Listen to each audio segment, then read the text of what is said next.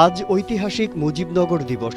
১৯৭১ সালের এই দিনে মেহেরপুরের বৈদ্যনাথতলার আম্রকাননে স্বাধীন বাংলাদেশের প্রথম অস্থায়ী সরকার শপথ গ্রহণ করে। পরে বৈদ্যনাথতলার নামকরণ হয় মুজিবনগর।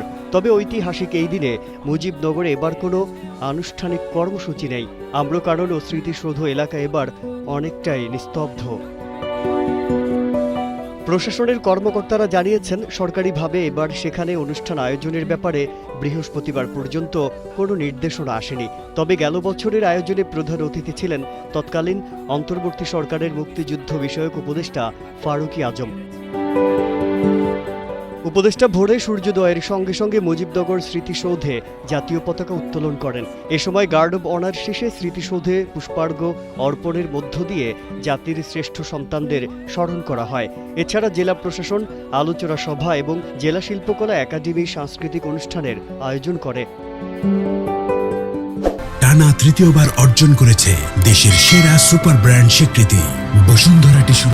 ১৯৮৭ সালের ১৭ এপ্রিল মুজিবনগর স্মৃতিসৌধের উদ্বোধন করা হয়। ১৯৮৬ সালে সেখানে মুক্তিযুদ্ধ স্মৃতি কমপ্লেক্স স্থাপন করার উদ্যোগ নেওয়া হয়। স্মৃতি কমপ্লেক্স একটি মানচিত্রের মাধ্যমে মুক্তিযুদ্ধের বিভিন্ন সেক্টরকে উপস্থাপন করা হয়। কমপ্লেক্সে মুক্তিযুদ্ধের ঘটনাবলীর স্মারক মুরাল স্থাপন করা হয়।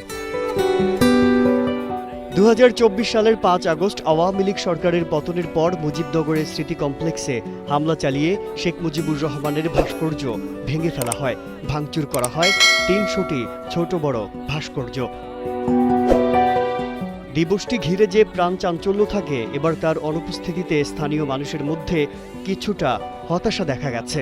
স্থানীয় মুক্তিযোদ্ধারা অনেকটাই নীরবে তাদের মতো করে স্মৃতিসৌধে শ্রদ্ধা জ্ঞাপন করেছেন। এদিকে জেলা প্রশাসক শিল্পী রানী রায় বলেন, মন্ত্রণালয় থেকে এখনও মুজিবনগর দিবস সম্পর্কে কোনো নির্দেশনা আসেনি। আমরা নির্দেশনার অপেক্ষায় আছি। মাজহারুল আলম, কালের কণ্ঠ।